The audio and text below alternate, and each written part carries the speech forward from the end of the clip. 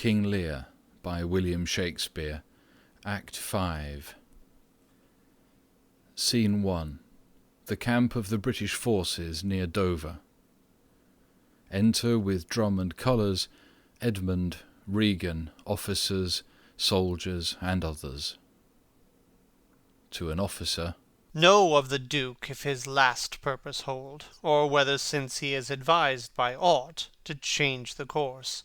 to Regan, He's full of alteration and self-reproving. to an officer, Bring his constant pleasure. exit officer, Our sister's man is certainly miscarried. 'Tis to be doubted, madam. Now, sweet lord, you know the goodness I intend upon you. Tell me, but truly, but then speak the truth. Do you not love my sister? In honoured love. But have you never found my brother's way to be the forfended place? That thought abuses you. I am doubtful that you have been conjunct and bosomed with her, as far as we call hers. No, by mine honour, madam. I never shall endure her, dear my lord, be not familiar with her. Fear me not. She and the Duke her husband. enter with drum and colours Albany, Goneril, and soldiers. I had rather lose the battle than that sister should loosen him and me. Our very loving sister, well bemet. Sir, this I heard. The king is come to his daughter, with others whom the rigour of our state forced to cry out. Where I could not be honest, I never yet was valiant. For this business it toucheth us, as France invades our land, not bolds the king with others whom, I fear, most just and heavy causes make oppose. Sir, you speak nobly. Why is this reasoned? Combine together against the enemy, for these domestic and particular broils are not the question here. Let's, then, determine with the Ancient of War on our proceeding. I shall attend you presently at your tent. Sister, you'll go with us? No? 'Tis most convenient. Pray you, go with us. Oh, I know the riddle. I will go. Exeunt both the armies. As Albany is going out, enter Edgar. If e'er your grace had speech with man so poor, hear me one word. To his captains, I'll overtake you. to Edgar, Speak. Before you fight the battle, ope this letter. If you have victory, let the trumpet sound for him that brought it. Wretched though I seem, I can produce a champion that will prove what is avouched there. If you miscarry, your business of the world hath so an end, and machination ceases. Fortune love you. Stay till I have read the letter. I was forbid it. When time shall serve, let but the herald cry, and I'll appear again. exit. Why, fare thee well. I will o'erlook thy paper. Enter Edmund. The enemy's in view. Draw up your powers. Here is the guess of their true strength and forces by diligent discovery. But your haste is now urged on you. We will greet the time. Exit. To both these sisters have I sworn my love, each jealous of the other, as the stung are of the adder. Which of them shall I take? Both? One, or neither? Neither can be enjoyed if both remain alive. To take the widow exasperates, makes mad her sister Goneril, and hardly shall I carry out my side, her husband being alive. Now then, we'll use his countenance for the battle, which, being done, let her who would be rid of him devise his speedy taking off. As for the mercy which he intends to Lear and to Cordelia, the battle done, and they within our power, shall never see his pardon. For my state stands on me to defend, not to debate. Exit. Scene 2. A field between the two camps. Alarum within. Enter, with drum and colours, Lear, Cordelia holding his hand, and soldiers, over the stage and exeunt. Enter Edgar and Gloucester. Here, father, take the shadow of this tree for your good host. Pray that the right may thrive. If ever I return to you again, I'll bring you comfort. Grace go with you, sir. Exit Edgar. Alarum and retreat within. Enter Edgar. Away, old man, give me thy hand, away. King Lear hath lost, he and his daughter ta'en. Give me thy hand, come on. No further, sir. A man may rot even here. What, in ill thoughts again? Men must endure their going hence, even as their coming hither. Ripeness is all. Come on. And that's true, too. Exeunt. Scene 3. The British camp near Dover. Enter in conquest with drum and colours Edmund. Lear and Cordelia as prisoners. Officers, soldiers, etc. Some officers, take them away. Good guard until their greater pleasures first be known that are to censure them. We are not the first who with best meaning have incurred the worst. For thee, oppressed king, I am cast down. Myself could else out-frown false fortune's frown. To Edmund. Shall we not see these daughters and these sisters? No, no, no, no. Come, let's away to prison. We two alone will sing like birds i' the cage. When thou dost ask me blessing, I'll kneel down and ask of thee forgiveness.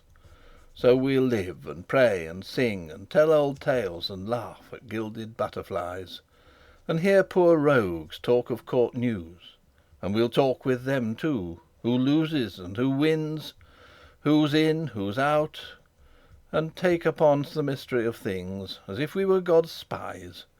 And we'll wear out in a walled prison packs and sects of great ones, that ebb and flow by the moon. Take them away. Upon such sacrifices, my Cordelia, the gods themselves throw incense. Have I caught thee? He embraces her. He that parts us shall bring a brand from heaven, and fire us hence like foxes. Wipe thine eyes, the good years shall devour them, flesh and fell. Ere they shall make us weep, we'll see 'em starve first. Come. Exeunt Lear and Cordelia, guarded. Come hither, captain. Hark. Take thou this note. Go follow them to prison. One step I have advanced thee.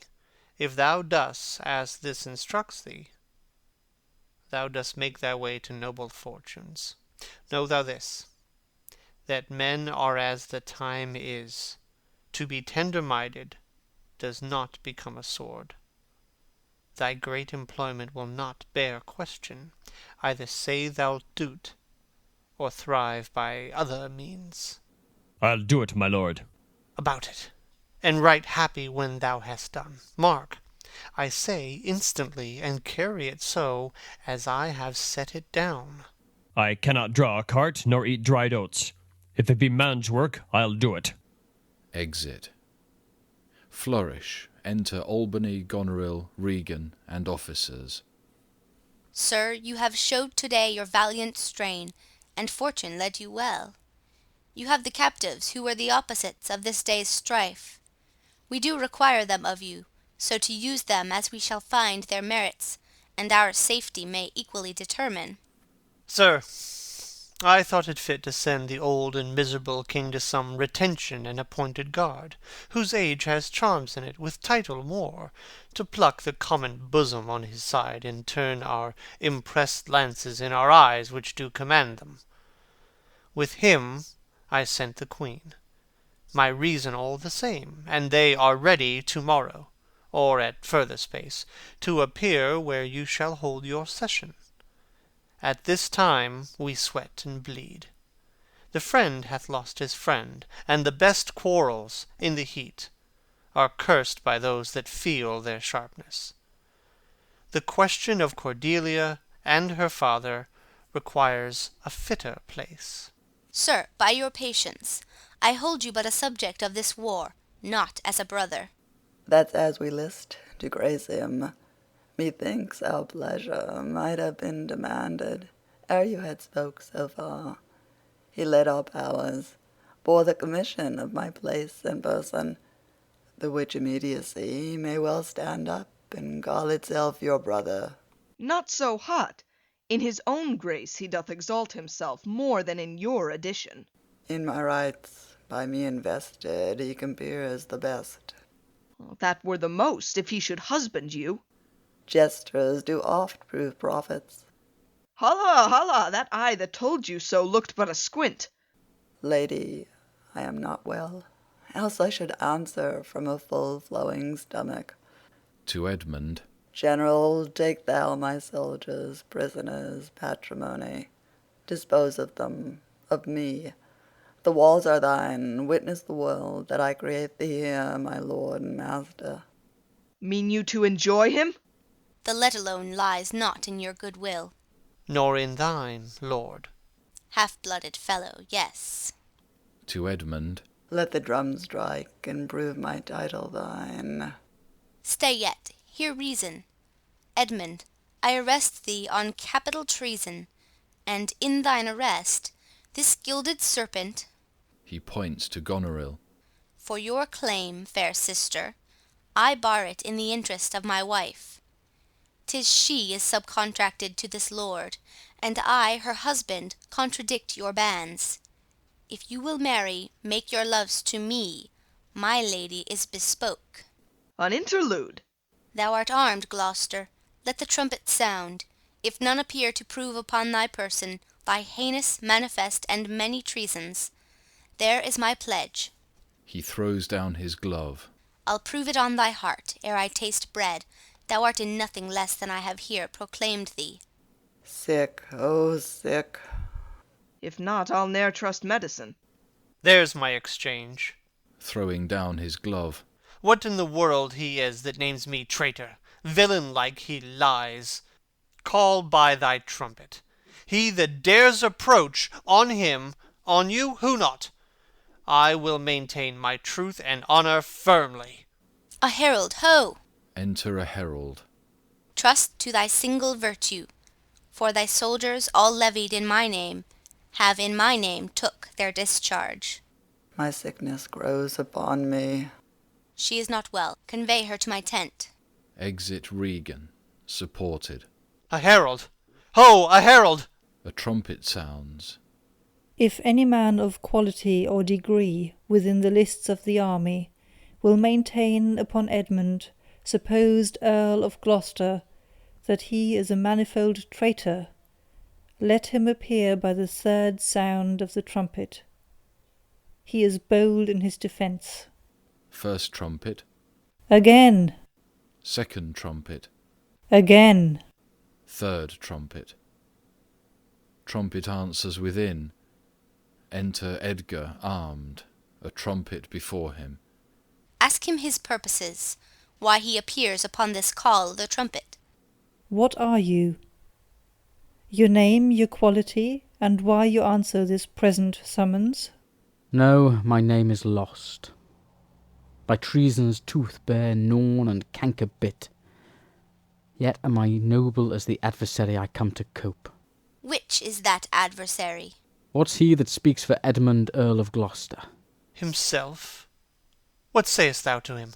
Draw thy sword, that if my speech offend a noble heart, thy arm may do thee justice. Here is mine. He draws his sword. Behold, it is the privilege of mine honours, my oath and my profession. I protest, maugre thy strength, youth, place, and eminence. Despite thy victor sword and fire new fortune, thy valour and thy heart, thou art a traitor, false to thy gods, thy brother, and thy father, conspirant gainst this high illustrious prince, and from the extremest upward of thy head to the descent and dust beneath thy foot, a most toad-spotted traitor. Say thou no, this sword, this arm, and my best spirits are bent to prove upon my heart whereto I speak, thou liest.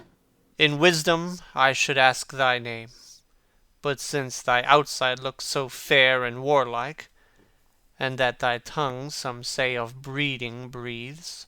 What safe and nicely I might well delay by rule of knighthood, I disdain and spurn. Back do I toss those treasons to thy head. With the hell-hated lie o'erwhelm thy heart, which, for they yet glance by and scarcely bruise, this sword of mine shall give them instant way, where they shall rest for ever. Trumpets, speak! Alarums, fights, Edmund falls. To Edgar, about to kill Edmund. Save him! Save him! This is mere practice, Gloucester. By the law of arms thou wast not bound to answer an unknown opposite. Thou art not vanquished, but cozened and beguiled. Shut your mouth, dame, or with this paper I shall stop it. Hold, sir. To Goneril. Thou, worse than any name, read thine own evil. No tearing, lady, I perceive you know it. Say if I do. The laws are mine, not thine. Who can arraign me for it? Most monstrous. Know'st thou this paper? Ask me not what I know. Exit Goneril. Go after her, she's desperate. Govern her. Exit Officer. What you have charged me with, that have I done, and more, much more. The time will bring it out. 'Tis past, and so am I. But what art thou, that hast this fortune on me? If thou art noble, I do forgive thee. Let's exchange charity.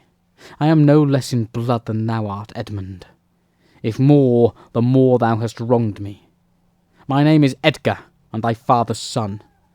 The gods are just, and of our pleasant vices make instruments to plague us. The dark and vicious place where thee he got cost him his eyes. Thou hast spoken right, 'tis true. The wheel is come full circle. I am here. Methought thy very gait did prophesy a royal nobleness. I must embrace thee. Let sorrow split my heart if ever I did hate thee or thy father. Worthy prince, I note. Where have you hid yourself? How have you known the miseries of your father? By nursing them, my lord. List a brief tale. And when 'tis told, oh, that my heart would burst. The bloody proclamation to escape that followed me so near. Oh, our lives' sweetness! That with the pain of death we'd hourly die rather than die at once, taught me to shift into a madman's rags, to assume a semblance that very dogs disdained, and in this habit met I my father with his bleeding rings. Their precious stones new lost, became his guide, led him, begged for him, saved him from despair. Never, O fault, revealed myself unto him until some half hour passed when I was armed. Not sure, though hoping of this good success, I asked his blessing, and from first to last told him my pilgrimage. But his flawed heart, alack, too weak the conflict to support, two extremes of passion, joy and grief, burst smilingly. This speech of yours hath moved me, and shall perchance do good. But speak you on. You look as you had something more to say. If there be more woeful, hold it in, for I am almost ready to dissolve, hearing of this. This would have seemed a period to such as love, not sorrow, but another, to amplify too much, would make much more, and top extremity. Whilst I was big in clamour, came there a man who, having seen me in my worst estate, shunned my abhorred society. But then, finding who 'twas that so endured, with his strong arms he fastened on my neck, and bellowed out as he'd burst heaven, threw him on my father, told the most piteous tale of Lear and him that ever ear received, which in recounting his grief grew puissant, and the strings of life began to crack. Twice then the trumpet sounded, and there I left him tranced. But who was this? Kent, sir, the banished Kent, who in disguise followed his enemy king and did him service improper for a slave. Enter a gentleman with a bloody knife. Help! Help! Oh, help! What kind of help? Speak, man. What means that bloody knife? 'Tis hot. It smokes. It came even from the heart of... Oh, she's dead. Who dead? Speak, man. Your lady, sir, your lady, and her sister by her is poisoned. She hath confessed it. I was contracted to them both. All three now marry in an instant. Here comes Kent. Enter Kent. Produce their bodies, be they alive or dead. This judgment of the heaven that makes us tremble touches us not with pity. Exit gentleman. I am come to bid my king and master good night. Is he not here? Great thing of us forgot. Speak, Edmund, where's the king? And where's Cordelia? Goneril's and Regan's bodies are brought out. Alack! Why thus? Yet Edmund was beloved. The one the other poisoned for my sake, and after slew herself. Even so, cover their faces. I pant for life. Some good I mean to do. Despite of mine own nature, quickly send, be brief in it, to the castle. For my writ is on the life of Lear, and on Cordelia. Nay, send in time. Run, run, oh run! To who, my lord? Who has the office? Send thy token of reprieve. Well thought on. To an officer. Take my sword, give it to the captain. Haste thee for thy life. Exit officer. He hath commission from thy wife and me to hang Cordelia in the prison, and to lay the blame upon her own despair, that she fordid herself. The gods defend her. Bear him hence a while. Edmund is borne off. Enter Lear with Cordelia in his arms, followed by the officer and others. Howl, howl, howl, howl! Oh, you are men of stone! Had I your tongues and eyes, I'd use them so that heaven's vault should crack. She's gone for ever. I know when one is dead and when one lives. She's dead as earth. Lend me a looking glass. If that her breath will mist or stain the stone, why then she lives. Is this the promised end? Or image of that horror? Fall and cease. This feather stirs, she lives. If it be so, it is a chance which does redeem all sorrows that ever I have felt. Oh, my good master. Prithee away. 'Tis noble Kent, your friend. The plague upon you, murderers, traitors all! I might have saved her. Now she's gone for ever. Cordelia, Cordelia, stay a little.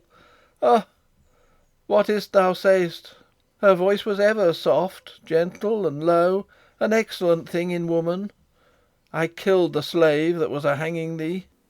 Did I not, fellow? I have seen the day with my good biting falchion that I would have made them skip. I am old now, and these same crosses spoil me. Who are you? Mine eyes are not the best, I'll tell you straight. If fortune brag of two she loved and hated, one of them we behold. This is a dull sight. Are you not Kent? The same, your servant Kent. Where is your servant Caius? He's a good fellow, I can tell you that. He'll strike, and quickly too. He's dead and rotten. No, my good lord. I am the very man. I'll see that straight. That from your first of difference and decay have followed your sad steps. You are welcome hither. Nor no man else. All's cheerless, dark, and deadly. Your eldest daughters have fordone themselves, and desperately are dead. Aye, so I think. He knows not what he says, and vain is it that we present us to him. Very bootless. Enter a messenger. Edmund is dead, my lord. That's but a trifle here.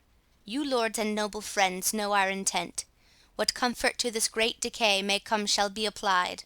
For us, we will resign, during the life of this old majesty, to him our absolute power. To Edgar and Kent. To you your rights. With boot and such addition as your honours have more than merited, all friends shall taste the wages of their virtue, and all foes the cup of their deservings. Oh, see, see! And my poor fool is hanged. No, No, no life. Why should a dog, a horse, a rat have life, and thou no breath at all? Thou'lt come no more, never, never, never, never. Pray you undo this button. Thank you, sir. Do you see this? Look on her, look, her lips. Look there, look there. He dies. He faints! My lord! My lord! Break, heart, I prithee break. Look up, my lord. Vex not his ghost. Oh, let him pass. He hates him that would upon the rack of this rough world stretch him out longer. He is gone indeed. The wonder is he hath endured so long. He but usurped his life. Bear them from hence. Our present business is general woe. To Kent and Edgar. Friends of my soul, you twain rule this realm, and the gored state sustain. I have a journey, sir, shortly to go. My master calls me. I must not say no. The weight of this sad, sad time we must obey. Speak what we feel, not what we ought to say. The oldest have borne most. We that are young shall never see so much, nor live so long. Exeunt with a dead march. End of King Lear by William Shakespeare.